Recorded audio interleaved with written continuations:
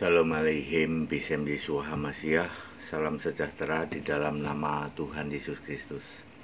Bersama saya Pendeta Henry Tandianta MPS. Kali ini akan membalas WA dari Pak Esra di Bandung. Pak Esra di Bandung itu nanya tentang juru selamat ya.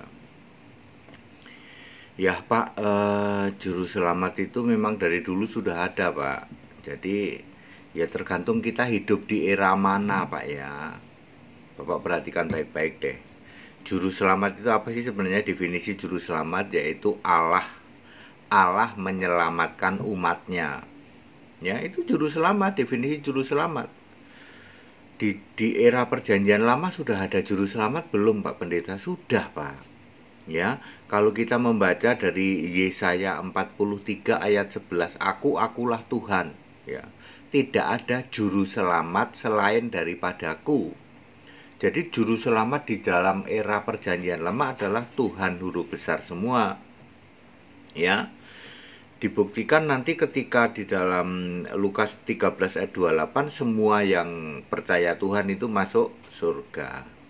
Jadi pada waktu era perjanjian lama siapa yang jadi juru selamat? Tuhan huruf besar semua. Yang disembah siapa? Tuhan juga, ya. Tuhan juga di dalam Yesaya 44 ayat 6. Jadi juru selamatnya adalah Tuhan, yang disembah juga Tuhan juga.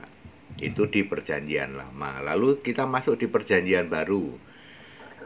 Ketika di perjanjian baru Yesusnya masih bayi sampai umur 29 tahun. Siapa yang jadi juru selamat Pak? Apakah masih Tuhan huruf besar semua? Enggak.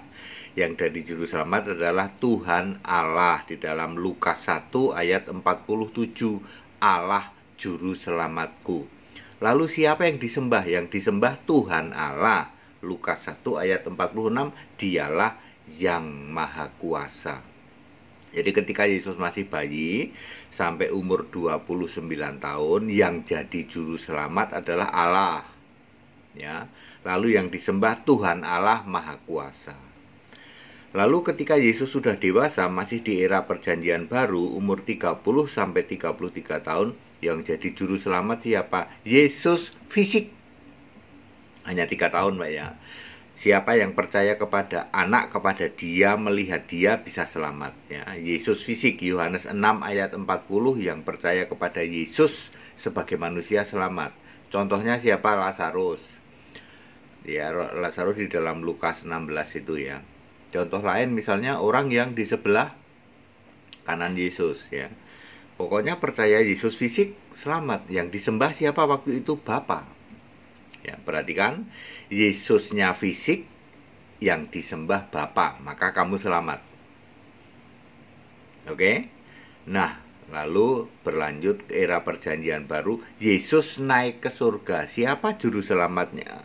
Yesus Allah, bukan Yesus fisik lagi. Lalu yang disembah Yesus Allah juga, Wahyu 22 ayat 3.